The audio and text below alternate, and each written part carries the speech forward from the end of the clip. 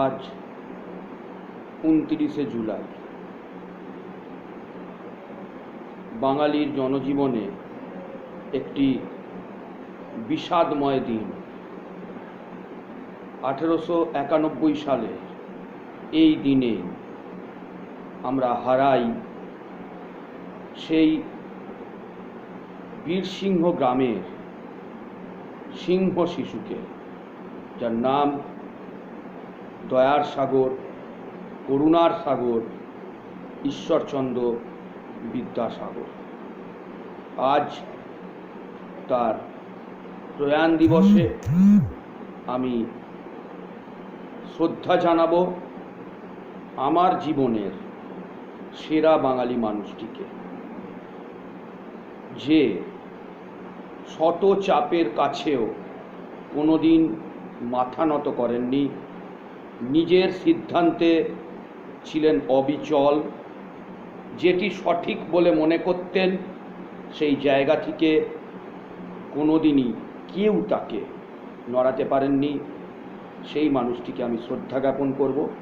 তবে আজকে আমার শ্রদ্ধা জ্ঞাপন করার পদ্ধতি কিছুটা হলেও আলাদা হবে, কারণ আমি বিদ্যাসাগর মহাশয়ের জীবনের শেষ 20-22টি বছর তুলে ধরার চেষ্টা করব, যেটি বেশিরভাগ মানুষের কাছেই এখনও প্রচ্ছন্ন অবস্থায় আছে।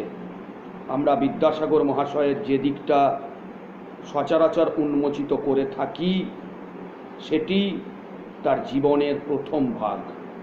আমি আজ আলোকপাত করব তার জীবন সায়াহ্নের প্রতি। চলে যাব একদম শেষ দিকে।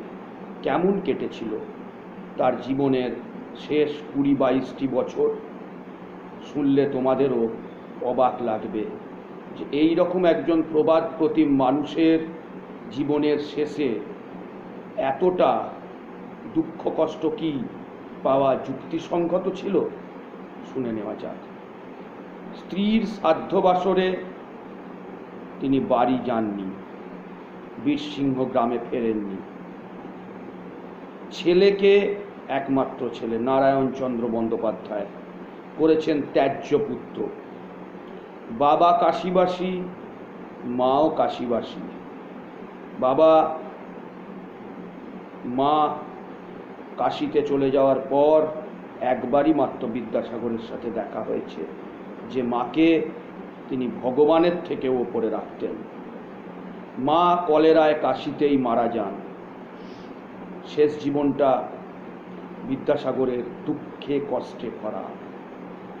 1875, 55 বছর বয়স, অর্থাৎ মৃত্যুর 26 বছর আগে 31শে মে অভিমানে ক্ষতবিক্ষত একজন আমা স্ট্রিটের 63 নম্বর বাড়িতে দোতলায় একটি ঘরে বসে গভীর রাতে নিজের হাতে লিখছেন তার উইল।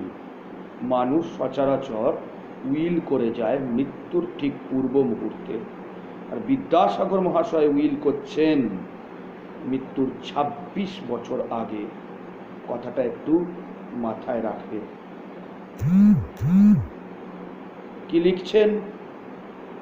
তাকে শুধু তার একমাত্র পুত্র বা পরিবার আহত করেনি, তাকে রক্তাক্ত করেছে তথাকথিত শিক্ষিত সমাজ, ইংরেজ শাসক, সেই শাসকদের করুণালোভী জমিদার শ্রেণী, সবাই মিলে তাকে ক্ষতবিক্ষত করেছে। এবং বাবু সম্প্রদায়, যারা ইংরেজদের পদলেহনকারী যে বাবু সম্প্রদায়, এমনকি তার পরম আরাধ্যা জননী পর্যন্ত তাকে ক্ষতবিক্ষত করেছে। কথিত আছে যে মায়ের ডাককে তিনি কোনোদিন অগ্রাহ্য করতে পারতেন না, সেই মাও তাকে কষ্ট দিয়েছে। মাত্র 55 বছর বয়সেই উইল লিখছেন তিনি। 25টি অনুচ্ছেদে সম্পূর্ণ এই উইল। এতে রয়েছে তার নিজের সম্পত্তির তালিকা, 45 জন নরনারীকে নির্দিষ্ট হারে মাসিক বৃত্তি দেবার নির্দেশ আছে এই উইলে। এর মধ্যে 26 জন তার অনাত্মীয়। এছাড়াও ব্যবস্থা আছে দাতব্য চিকিৎসালয়ে মায়ের নামে স্থাপিত বালিকা বিদ্যালয়ের জন্য কি হারে টাকা বরাদ্দ হবে সব উইলে তিনি লিখে যাচ্ছেন। সব থেকে বিস্ময়কর 25 নম্বর অনুচ্ছেদটা কি বলছেন এই অনুচ্ছেদে? আমার পুত্র বলিয়া পরিচিত শ্রীযুক্ত নারায়ণ বন্দ্যোপাধ্যায়, যার পর নাই যথেচ্ছাচারী ও কুপথগামী, এজন্য এবং আরও অন্যান্য গুরুতর কারণবশত আমি তাহার সংস্রব ও সম্পর্ক পরিত্যাগ করিয়াছি। এই হেতু বশত বৃত্তি নিবন্ধস্থলে তাহার নাম পরিত্যক্ত হইয়াছে এবং এই হেতুবশত তিনি 24 ধারা নির্দিষ্ট ঋণ পরিশোধকালে বিদ্যমান থাকিলেও আমার উত্তরাধিকারী বলিয়া পরিগণিত অথবা এই বিনিয়োগপত্রের কার্যদর্শী নিযুক্ত হইতে পারিবেন না। পরিষ্কার বঞ্চিত করে গেছেন তার একমাত্র পুত্র নারায়ণচন্দ্র বন্দ্যোপাধ্যায়কে। এমনই দৃঢ় প্রতিজ্ঞ মানুষ ছিলেন বিদ্যাসাগর। নারায়ণচন্দ্রকে কিচ্ছু দিয়ে যাননি, কারণ আছে যথেষ্ট। 5 পুত্র কন্যার মধ্যে নারায়ণচন্দ্রই একমাত্র ছেলে, বাকি 4 জন কন্যা। নারায়ণচন্দ্র বড়, জ্যেষ্ঠ ও একমাত্র পুত্র। তাকে সব কিছু থেকে বঞ্চিত করার পেছনে গভীর বেদনা ছিল, এ কথা অস্বীকার করা যায় না। কিন্তু ক্রোধের বশবর্তী হয়ে কোনো হঠকারী সিদ্ধান্ত কিন্তু তিনি মোটেই নেননি। সুস্থ মস্তিষ্কেই তিনি এই উইল সম্পন্ন করিয়াছিলেন। এই উইল লেখার পর বিদ্যাসাগর কত বছর বেঁচেছিলেন? 26 নয়, 16 বছর। 55 বছর বয়সে উইল করছেন, উনি মারা যাচ্ছেন 71 বছর বয়সে। তার মানে 55 আর 10 65 আর 6 16 বছর, 26 নয় 16 বছর বেঁচেছিলেন এই উইল করার পর। কিন্তু উইলের একটি শব্দ পরিবর্তন করেনি। সেই জন্যই তো মানুষটার নাম বিদ্যাসাগর।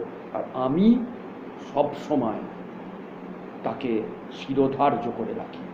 এমন মানুষ সারা ভারতবর্ষে দ্বিতীয়টি জন্মাননি, কোনো রকম চাপের কাছে নতি স্বীকার করেননি। একজনের কথা বলেছিলাম আশুতোষ মুখার্জি, আর একজনের কথা বলছি এই ঈশ্বরচন্দ্র বিদ্যাসাগর।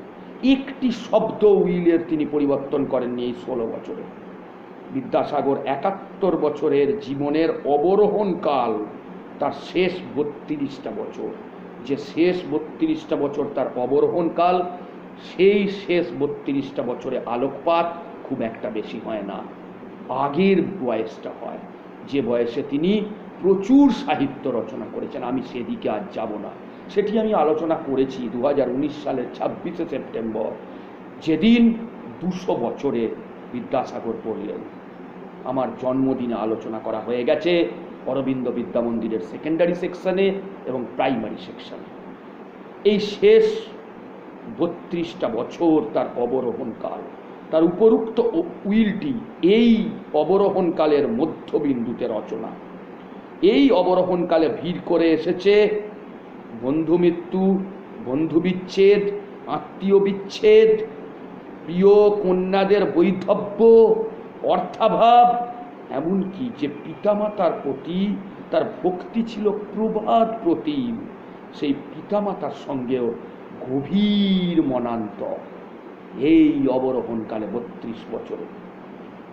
এর শুরু 1858 সালের নভেম্বরে, যখন বিদ্যাসাগর পদত্যাগ করলেন সংস্কৃত কলেজের অধ্যক্ষের পদ থেকে। 38 বছর বয়সের যুবক উদ্যম নিয়ে যখন তিনি শিক্ষা ও সমাজ সংস্কারের কাজে সরকারি ব্যবস্থাকে ব্যবহার করতে চাইছেন, ঠিক তখনই প্রতিপত্তি ও স্বাচ্ছন্দ্যের সিংহাসন থেকে তাকে নেমে আসতে হয়েছে। এ বড়ই আক্ষেপের, এ বড়ই দুঃখের। বোধ হয় তার জীবনের নৈরাশ্যের শুরু এই 1858 সাল থেকে, অর্থাৎ মাত্র তখন তার বয়স 38 বছর। এবং এই উইল লেখার 1 বছর আগে, অর্থাৎ উইল করছেন 1875-এ, 1874-এ বিদ্যাসাগর নির্দেশ দিয়েছিলেন তার বাড়িতে যেন নারায়ণ প্রবেশ না করেন।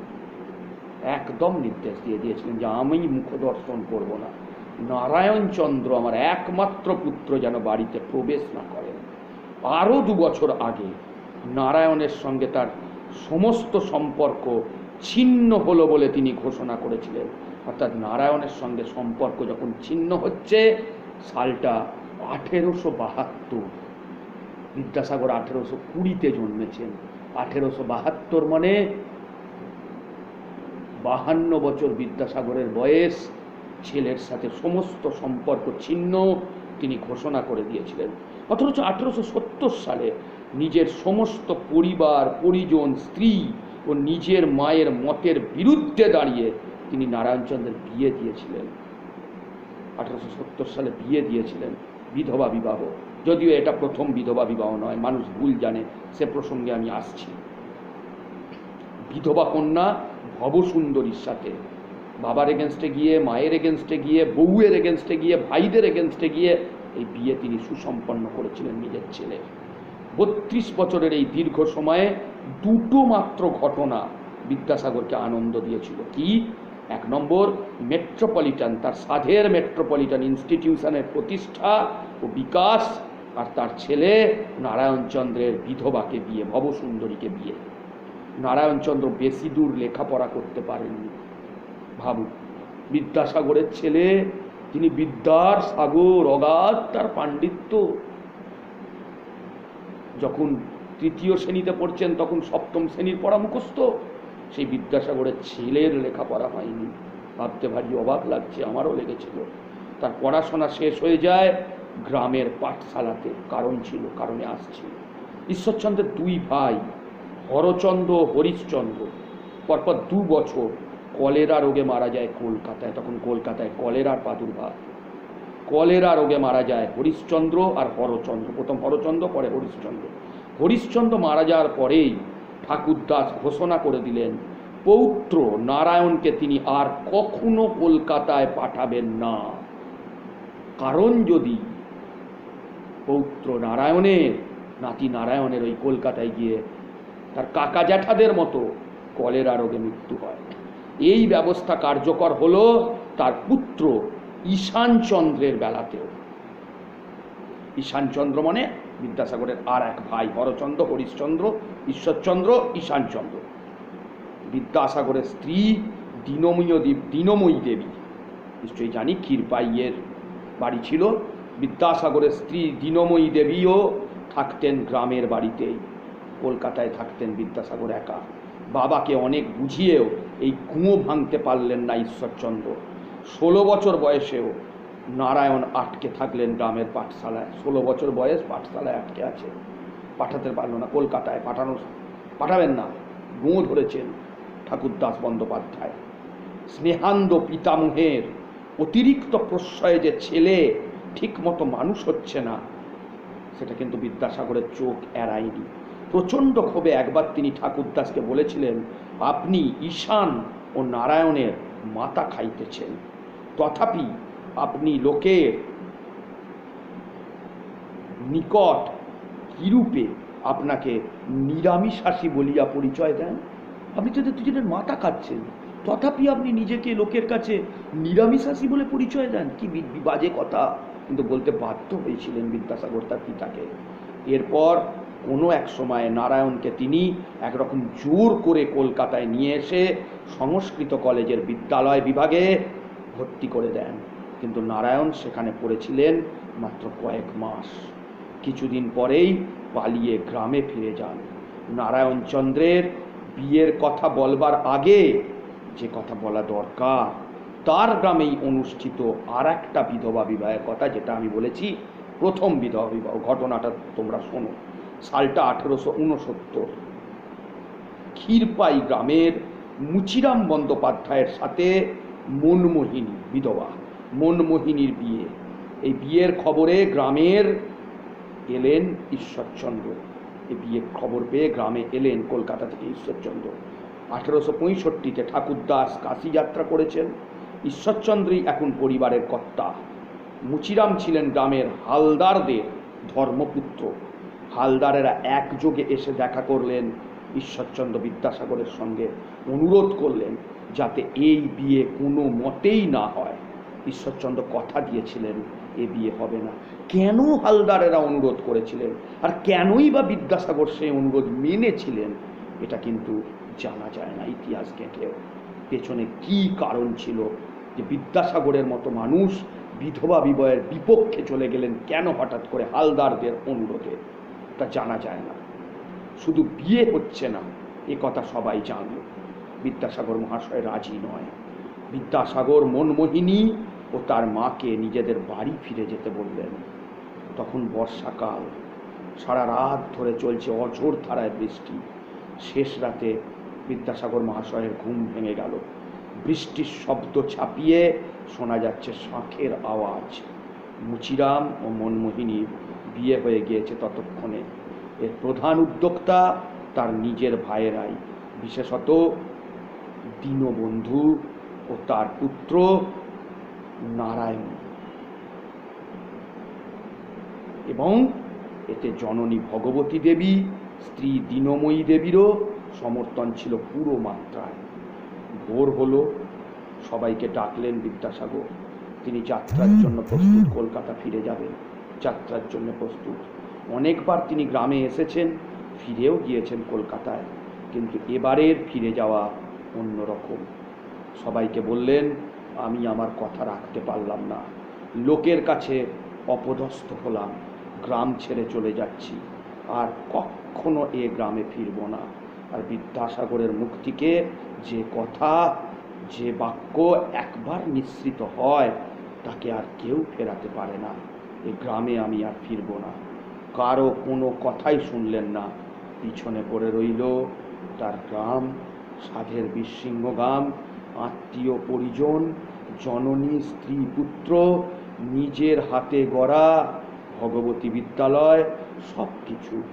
সে বছরই গোড়ার দিকে আগুন লেগে পুরনো বাড়িটা পুড়ে গিয়েছিল বলে বিদ্যাসাগর সবার জন্য কয়েকটি বাড়ি তৈরি করিয়ে দিয়েছিলেন। সেই সব বাড়িতে তার আর কোনোদিন পা পড়েনি। কলকাতাতে থেকেই সেসব বাড়ি বীরসিংহ গ্রামে তিনি তৈরি করে দিয়েছিলেন। এরপরে 22 বছর বেঁচে ছিলেন বিদ্যাসাগর, 1-2 বছর নয়, 22 বছর। কিন্তু তিনি কোনোভাবেই আর গ্রামে ফিরে যাননি। এই হচ্ছে করুণ ইতিহাস বিদ্যাসাগর মহাশয়ের। আরও কিছু কথা বলি। তোমরা সকলেই জানো, প্রেস ও বুক ডিজিটারি তিনি বিদ্যাসাগর স্থাপন করেছিলেন, যার নাম দিয়েছিলেন তিনি সংস্কৃত মুদ্রণ যন্ত্র।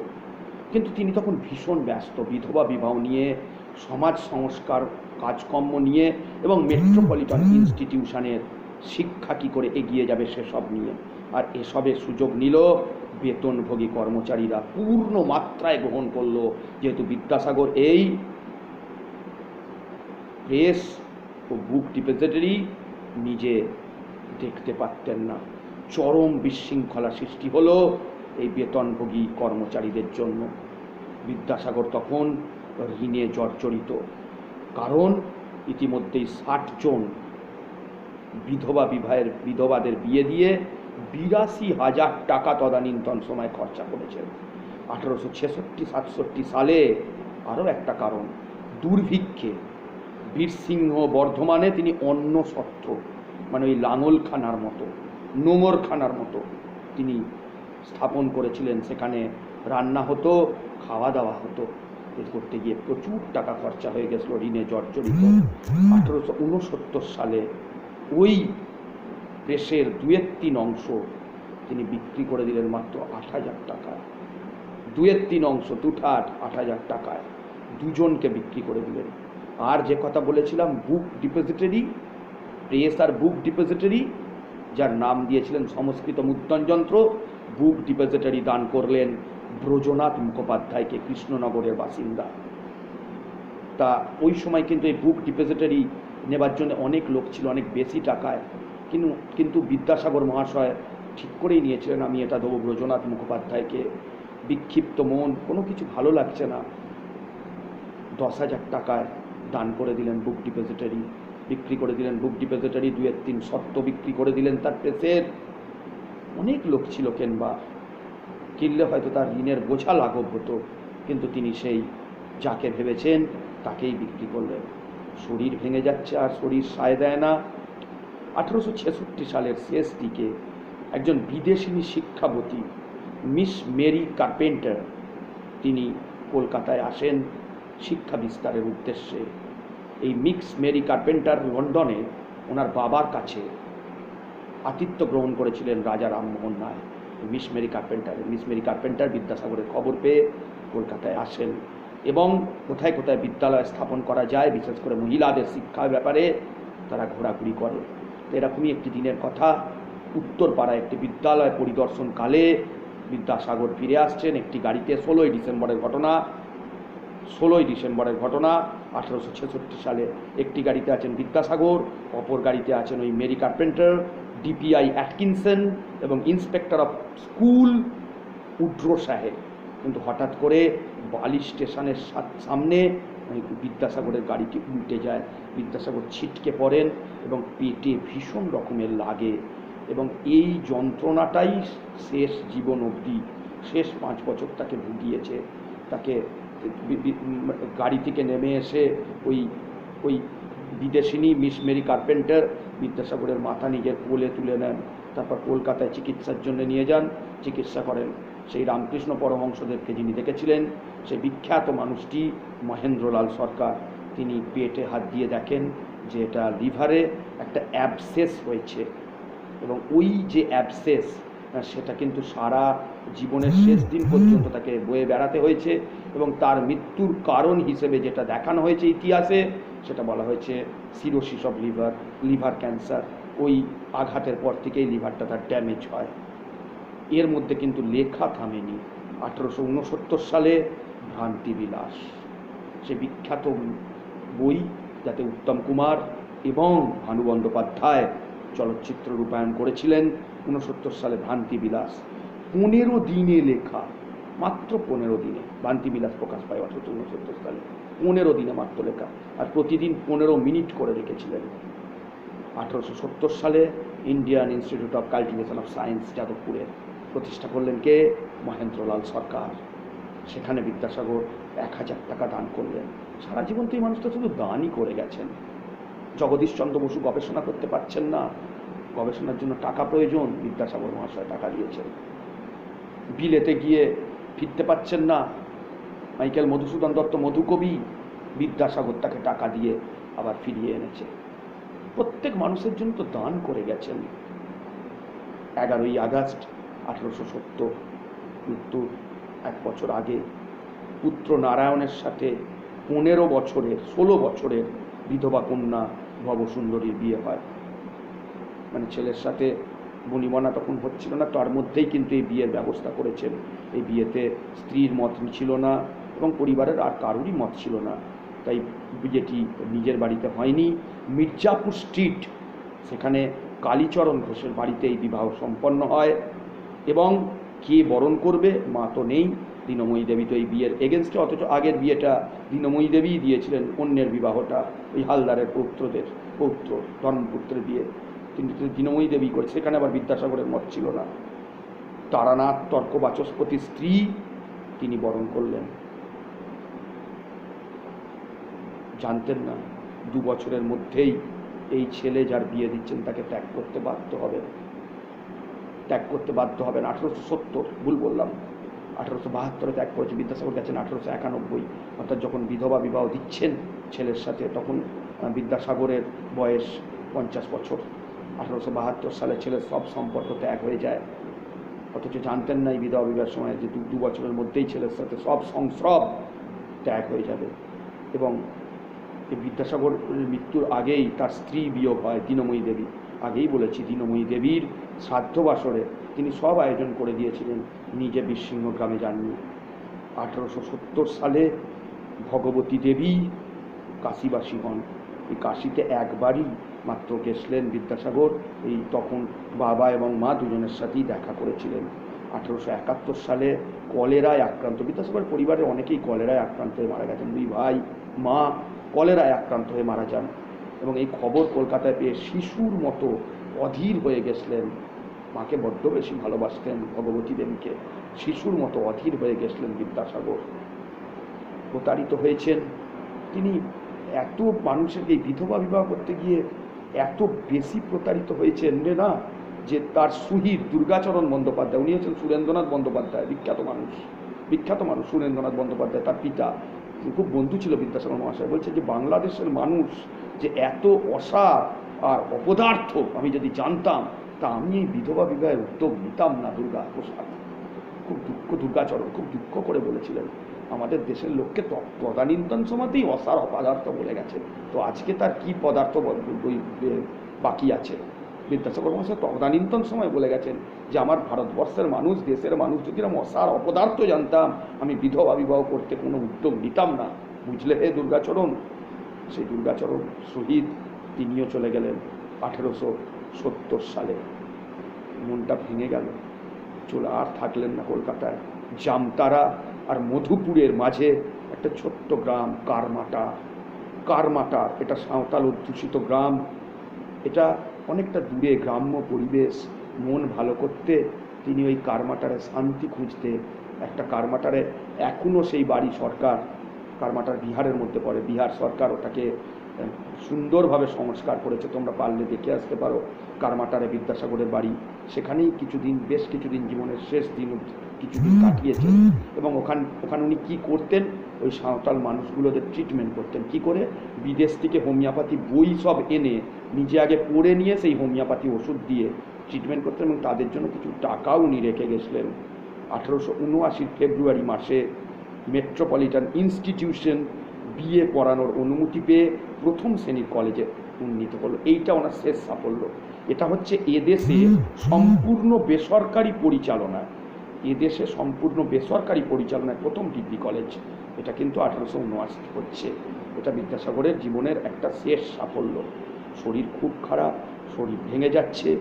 বাড়ি তো জানো কলকাতায় বাদুর বাগান ছেড়ে মাঝে মাঝে আমাদের শহর চন্দননগরে চলে আসতেন, গঙ্গার তীরে। সেখানে একটা বাড়ি ভাড়া করে থাকতেন, মাঝে মাঝেই আসতেন, বাউল ফকিরদের গান শুনতেন।